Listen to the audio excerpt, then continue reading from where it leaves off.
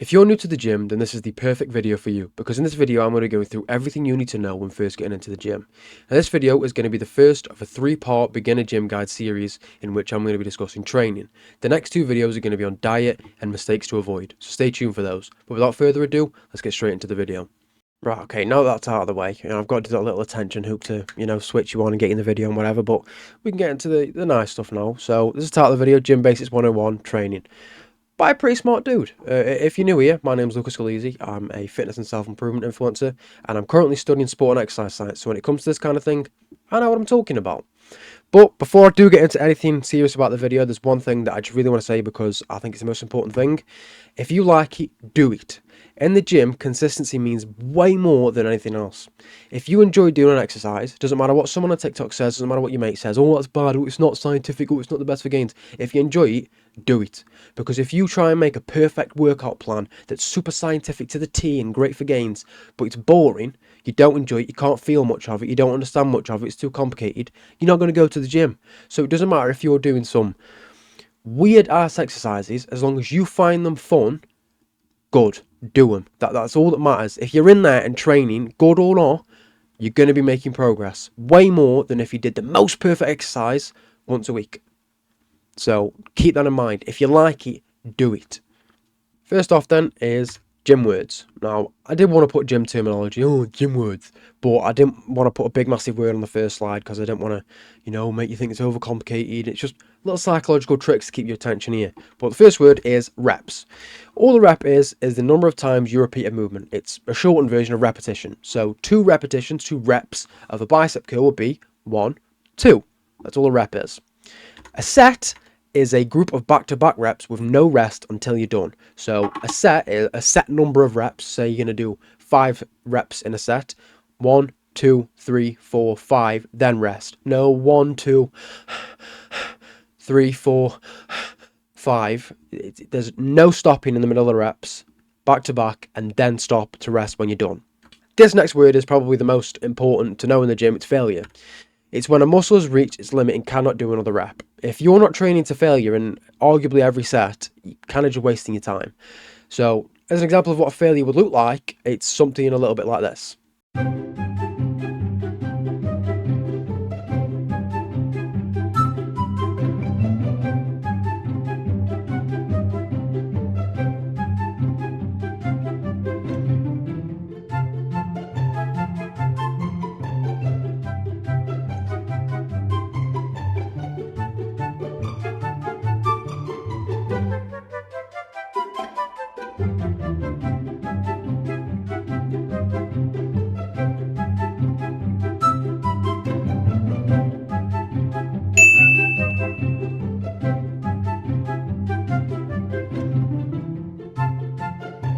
Looks a little bit silly, I know, but you're pushing your muscle to its limit and forcing it to actually adapt and make a difference. As I say, otherwise, you kind of just stopping when you're bored. Oh, okay, I'm a little bit bored now, I think I'll stop.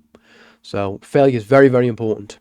I used this word before, but the next word is rest. I said it when I was talking about sets, but it's the number of times between your set that you spend doing nothing, allowing your muscle to recover in time for the next set. So there's no, maybe doing some little, say you're training biceps, doing some little curls in the mirror, trying to look cool, nothing at all. You want the muscle to relax and get ready for the next set. Then we have split. Split is just what muscle or muscles you train on each day of the week. So Monday you train biceps, Tuesday you train triceps. That's a bad split, but it's just splitting the muscles up throughout the days of the week, because when bodybuilding was first a thing, you kind of just trained everything every day, which obviously doesn't work. You get fatigued, you get soreness, and it's just not good for gains. So the body parts were split up into the week. Therefore, split. It's a split, what you do on different days. A plate is something you probably hear a lot, and it's not the kind of thing you eat off of. A plate is a circular weight that's loaded onto a bar. So you've got dumbbells. People know what dumbbell looks like, a kettlebell. But a plate is the circular ones. They're normally on a weight tree or a weight stack.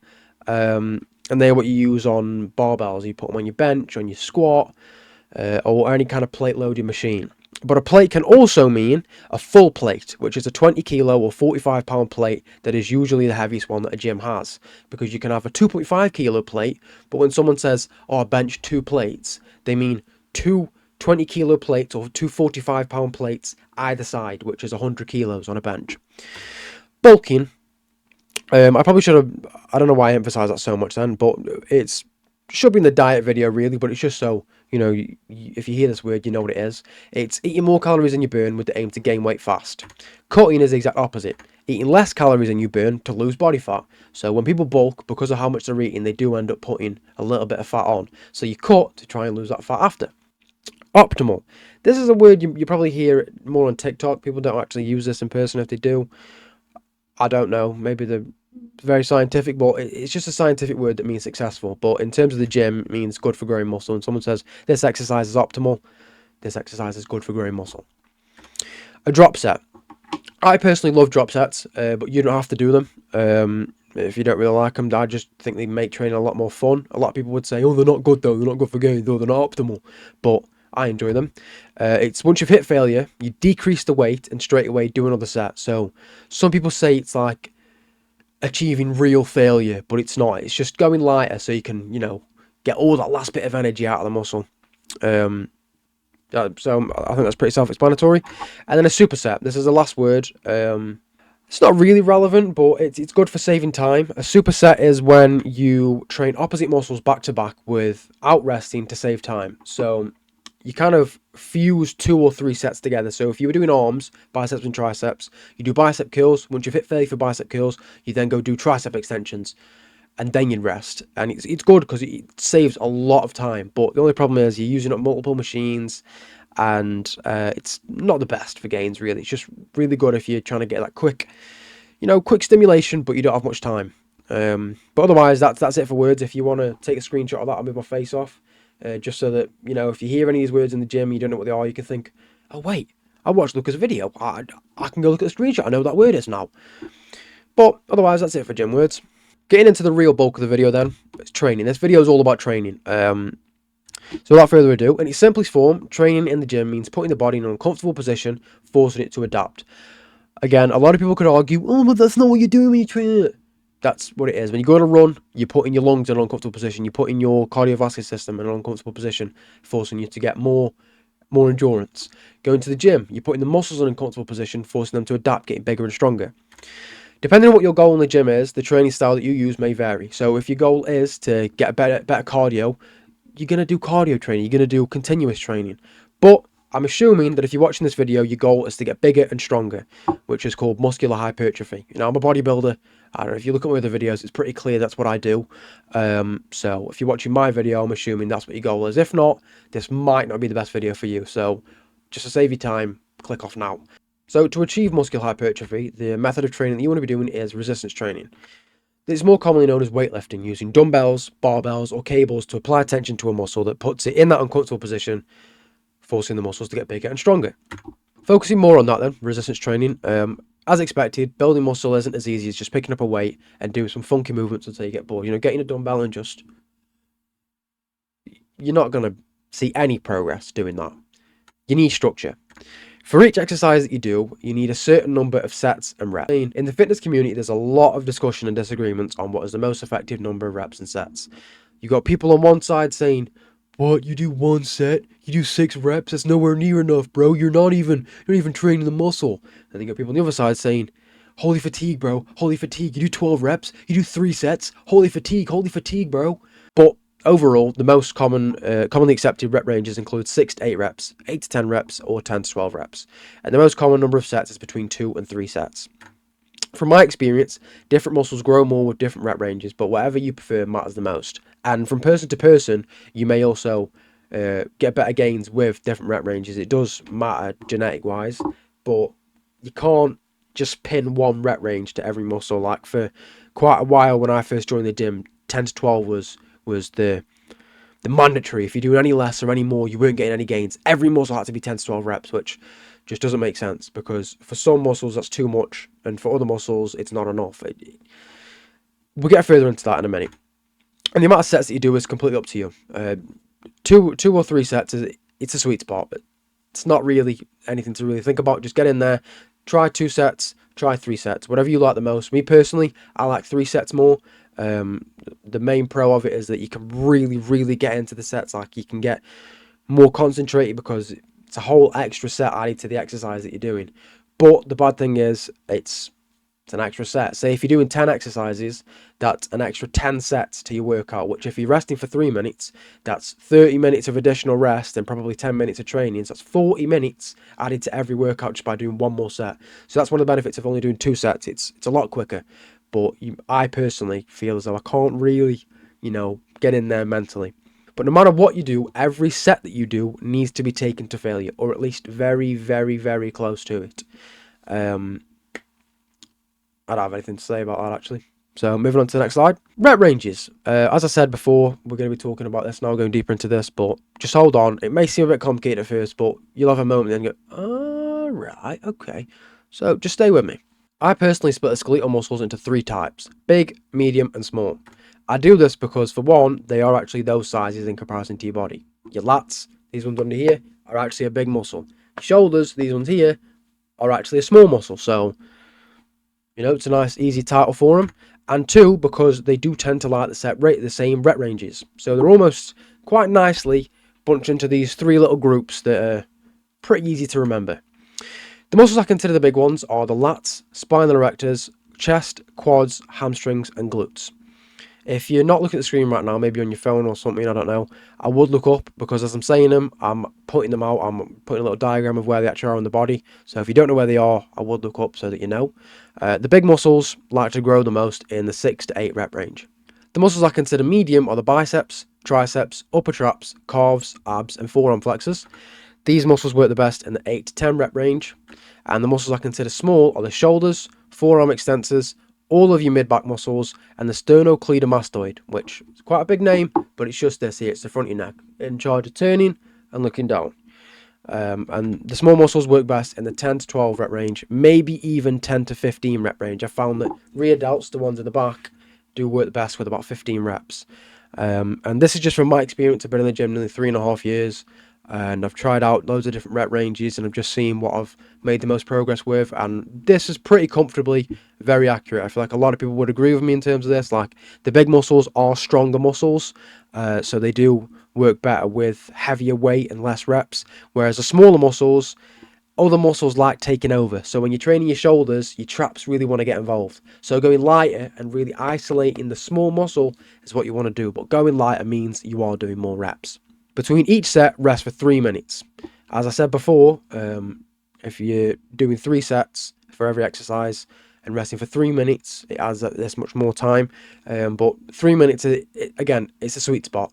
It's the same as the sets. 3 minutes, there's no need to debate it. 2 minutes, it's not really enough. 4 minutes, it's a bit too much. 3 minutes is just nice. So on your phone, if you've got some kind of smartwatch, just do a 3-minute timer between every set and get back into your next set. Next part of the video is exercises. So I've got 2 lists here, one of a simple and a complex list. This is basically just a blueprint, so that if you want to make your own workouts, you can take these, search them up on TikTok, search them up on Instagram, different sort of variations of the exercises. Before I get into it, I just want to say, if you're watching this quite a while into the future, you'll be able to go on my TikTok and my Instagram, because I'll have some short videos showing you different exercises. That'll be in the description below on this video. If you're watching this when it comes out, I don't actually have those videos yet, so sorry, you're going to have to go to other sources. Just search them up on TikTok or Instagram, or maybe even YouTube, as I said. But yeah, get straight into it. We've got the simple list. I'm just going to move my face, so if you want to screenshot them, you can go ahead. For biceps, some kind of variations of bicep curls. Triceps, some kind of variations of tricep extensions, push downs, blah, blah, blah, blah. The rest is there. Again, as I said, this is just a simple list. You don't want to get too overcomplicated. Just do a couple of each. Search up on TikTok, different variations. Then the complex list. This is if you really want to get into the specifics. This is, I've kind of made it out in this video. I don't really care about scientific stuff, but when I said in the intro, just if you enjoy it, that's what matters. But you do have to care about the scientific stuff, because you're biohacking your body essentially by training. So everything here I've made specifically to hit each head of a muscle. I stand by it. I don't think you should hit a head of a muscle more than once. So I feel like I might be confusing you by saying that. I'm just going to put my face back on, because if you want to screenshot that, you can go back and just do it. A head of a muscle is a different section. Each muscle has different sections. It's not just bicep is one lump of muscle. There's 2, technically 3 heads inside of the bicep. Tricep is 3 heads. Your lats, I don't think there is, but everyone says that there's 3 heads, the upper, middle, lower. But I don't think each head should be trained more than once. There shouldn't be more than one exercise hitting a head, because you just overtrain and fatiguing the muscle. Then you don't need that much. So looking into it more specifically, for bicep curls, an incline curl to hit the long head, which is going to give you a taller peak, which is the part that pokes up. A hammer curl to train the brachialis and sort of hit the short head. That's going to make your biceps look thicker and taller. And a supinated curl, which is your palms up to hit your short head, like more specifically. Should I say isolates it more, which is going to make your arms look thicker. And everything else here is done specifically for the same reason, to hit a certain head of the muscle, or to challenge it in a different position. But yeah, that's more specific. And then for those of you who can't really be asked to do that, because I don't blame you, to be completely honest, here's mine. This is everything that I do. You can search up these exercises exactly, and just learn how to do it from TikTok. Again, preferably mine, but I need to work on getting those videos out pretty quick. But just take a look at that, screenshot it, and yeah, that's everything I do exercise-wise. Other than... No, I haven't actually put it on there. That's good. I don't do RDLs. I put them here in an RDL. It's a Romanian deadlift. I don't do them because, to be honest, I never learned how. It's quite weird to get the muscle to mind connection. So I just never learned how. But they are a good exercise for the hamstrings, so I would advise or recommend them, but I don't do them personally. Moving on to the last section of the video then, it's splits. So this is the word that I spoke about in the gym words at the start of the video. It's what you do on different days of the week. Just want to quickly say, I don't know if it sounds like I'm getting a bit tired or bored. I apologise, it's been a while since I've recorded, so I'm just trying to get back into the gist of things, but let's get straight into it. As I said previously, a split is simply how you split the muscles you train across the days of the week. A lot of people in the fitness community exaggerate the importance and effectiveness of a split. All they really mean in effect is how many times a week that you're training and what you're doing in each session. As long as every muscle is getting trained twice a week and there's 2 days of rest for every muscle group, you'll be fine. A lot of people say, what is the most effective split for muscle growth, this, that, and the other? No, this split's better, no, this split's better, bro. All that matters is you enjoy it, it fits your routine, your lifestyle, what days you go work, what days you go school, college, university. It fits your weekly routine, and that you actually enjoy doing it. That's all that matters, because a split cannot affect how you put on muscle. It's literally just what you do on what day. Now, what I said about the 2 days of rest thing, for example, if you train chest and back on Monday, you shouldn't train it again until at least Thursday. But that doesn't mean you can't do anything Tuesday and Wednesday. That means you can train other muscles on those days. So you could do chest and back on Monday, arms on Tuesday, legs on Wednesday, then Thursday, back to chest and back. Because then your chest and back are fully rested, fully recovered, ready to train again, but you've also managed to use those other 2 days to train other muscles. But I would suggest to someone to make their own split depending on their week life and schedule. As I said, it's very important that it actually fits what you do day to day. But someone who's new to the gym, you're probably not going to know how to do that. So I've got a list of the most well-known ones, top 3 most well-known ones that I think are the most important or the best for different things. And then at the end, I've also put my split in so that you can either use it yourself or see what a customized and personalized split actually looks like. The first split I've chosen is the Arnold split. It's a 6-day split, and it was invented by and popularized by Arnold Schwarzenegger, arguably, the most famous bodybuilder. You probably do know who he is. And it entails training chest and back on Monday and Thursday, shoulders and forearms on Tuesday and Friday, legs on Wednesday and Saturday, and resting on Sunday. In this split, abs and calves are trained every day other than Sunday. As I said, Sunday's a rest day, so there's no training on Sundays. If it better suits you, you can move your rest day to Thursday, pushing the second half of your split back by a day. If you do want to train Sunday, you don't want to be sat around doing nothing, because most people don't work Sundays, and you can go. And if you are busy Thursday and you can't go to the gym, then do that. You can push the days around if you want, but the main idea is that there's 2 blocks: chest and back, shoulders and arms, legs. Chest and back, shoulders and arms, legs. Wherever you want to put the rest day, that doesn't really matter. It's just that 3-day block kind of needs to be held together. The guy knew what he was talking about. He planned it all out and it worked for him, so go ahead and give it a try. I started the gym doing the split, and it is a good one to start with, but I just couldn't work the split into my life. It didn't work for me anymore. Chest and back was just a bit too much for Mondays, and shoulders and arms was a bit too much in one day. So I don't do it anymore, but I did start out with it, and it was good for the first 6 months of my training. The second split is the PPL split, which is a 6-day split, and the letters do actually stand for something. P is push, P is pull, L is legs. So the first P is push, the second P is pull, and it involves on Mondays and Fridays training push, which is chest, tricep, front and side delts or side shoulders. It's basically every muscle that pushes. So your chest, your triceps, your shoulders, and then pull Tuesday and Saturday, back, biceps and rear delts. So your pulling muscles, so your biceps, your back and your rear delts. And then Wednesday and Sunday is legs, which is your quads, your hamstrings and your calves. So just explain what the muscles are, because I did here. But if you do train glutes, I don't personally, glutes would also go in your leg day. And then Thursday is the rest day. In this split, abs are trained every other day. So whereas in the Arnold split, they were trained every day, you train them every other day. Say you do abs Monday, then don't do them Tuesday, do them Wednesday. Then do them Friday, so it's every other day, whenever you kind of feel like it, just chuck it at the end of the session, I guess. But they are important, so make sure you are training them. If it better suits you, just like the Arnold split, you can move your rest day to Sunday, meaning you train every day for 6 days straight with no break, and you get a rest day on Sunday. Or you can keep as is, rest Thursday to break your split up throughout the week. I personally have never done the split, but I have done push and pull days just for the funsies. You know, I've gotten in the gym and I've just thought, I'm going to do a bit of push. I'm going to get a bit of chest in there, a bit of triceps. Go on then, mate. And I've obviously done legs. I've done legs. Who hasn't done a leg day? You don't really train your biceps and quads, do you? You do a leg day as a whole. It's by far the most popular split, and I would advise beginners to do it as it's very easy to understand and very fun to do. Whenever I ask someone in the gym, whenever I ask one of my mates, what are you training? Chest and triceps, or back and biceps.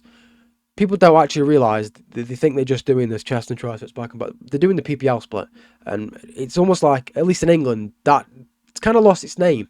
Like none of my mates really know that that's the name of it, so I don't know. I just wanted to chuck that in there, but it's a really popular split. It's fun to do, and I would recommend it to anyone who's new to the gym. The third standardised split, I suppose you could call it, is the upper-lower split, the UL split.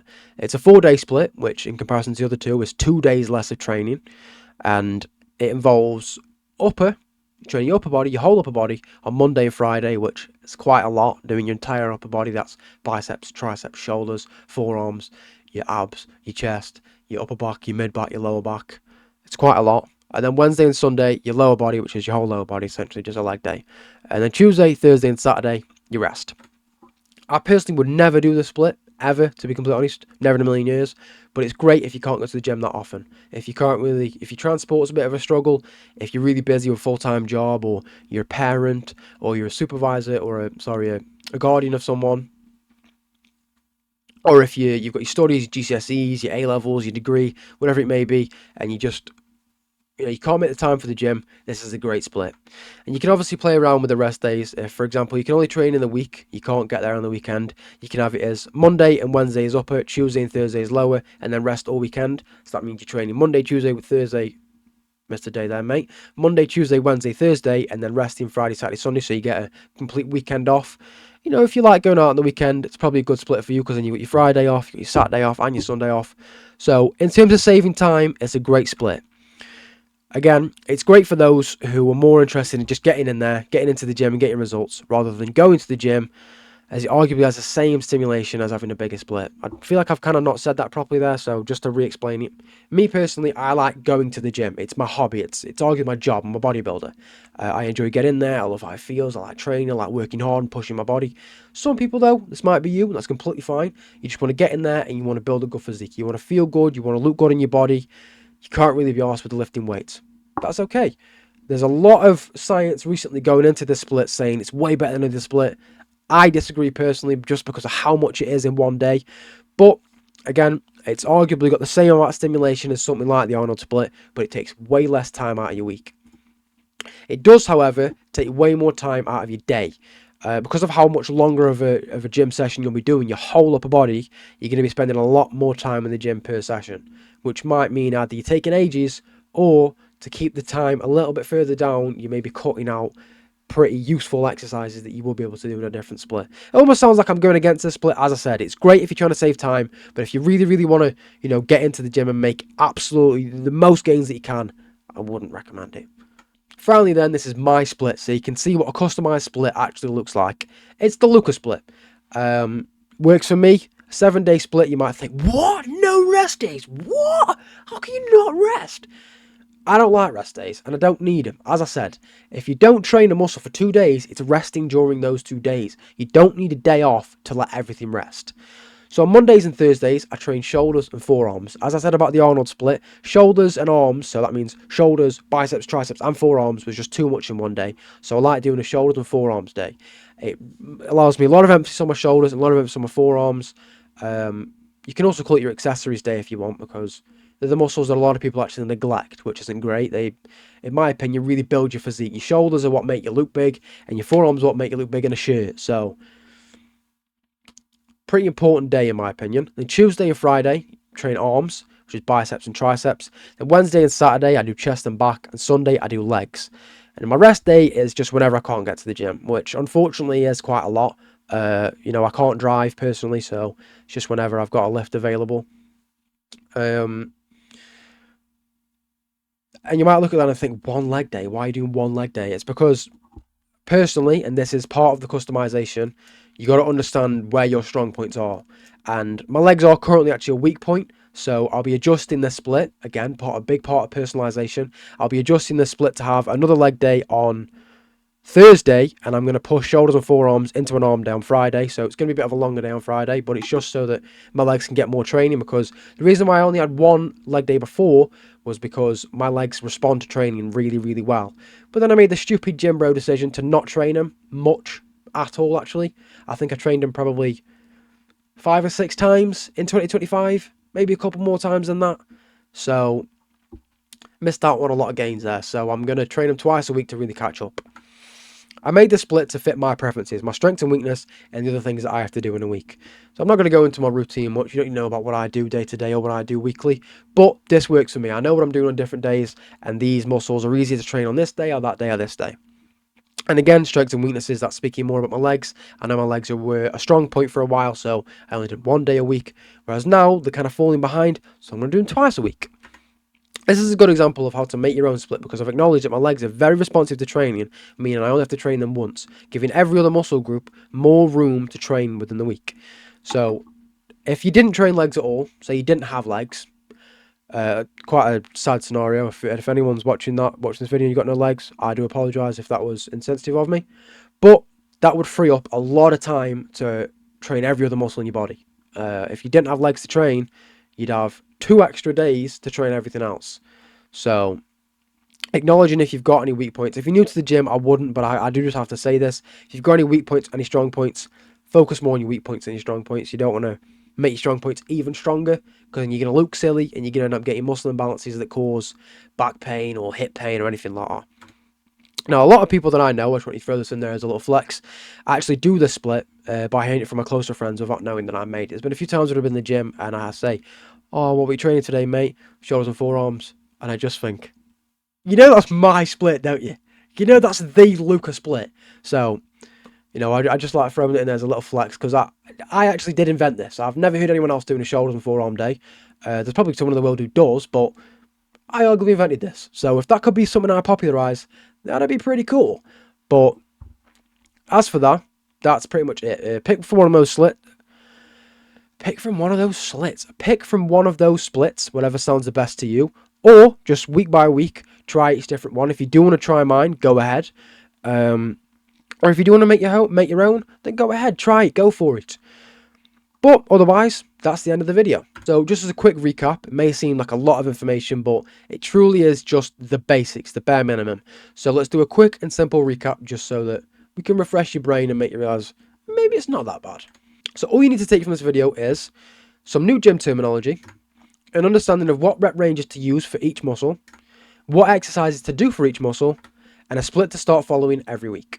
And if you're a new viewer, you're not going to know this, but for any of my returning viewers, at the end of every video, I like to do a verse of the video to incorporate Jesus into my video. I'm a Christian, and a video that maybe isn't so much about him. Training, you can glorify God by training, but it's about building muscle, really, isn't it? It's not about Jesus in any way. So I always chuck in a verse for the video. So the verse of this video is Psalms 105, verse 18.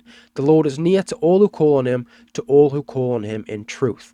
Now, I find this to be a very, very important verse, because I hear a lot of people saying, oh, I'm always praying to God, he never answers, asking for this, that, and the other, and he never answers. In that scenario, that's because you're calling on him in selfish desires. You're acting as if he's a genie, that you can ask for something and he's going to give it to you because he's God. That's not how that works. Oh, I've just hit my mic. Psalms 145 verse 18 teaches us here that we have to call on him in truth, in truthfulness and in honesty, in softness of heart, in lovingness, in humbleness. To actually call upon him for the sake of wanting a relationship with him, rather than maybe you're mad at him, you're kicking off at him, maybe you want something, or you're just aimlessly praying. You're just praying, oh God, which God? Which God are you praying to? Call on Jesus, the God of the Bible, in truth, and he will be near to you. Now, as I said before, it's my first video in a little while, so I'm a bit rusty, so I apologise if this was a bit dragged out, but if you made it this far, I really, really appreciate it. You know, I'm trying to go really far with these videos, so all the support that matters. If you can like, subscribe, comment, anything you have to ask, please put it in the comment section. I'll be replying as quickly as I can, and maybe share this around. If you've got any mates that you know are new to the gym, show them this video so that they can learn and really get into it. But otherwise, I'm grateful for you all watching, and much love to you all. And I hope this video really did benefit you and that you can do well in the gym. And I hope you, well, I hope you have a good time in the gym. I hope you make good progress. And yeah, enough waffling now. Thank you all for watching. God bless you all. Amen.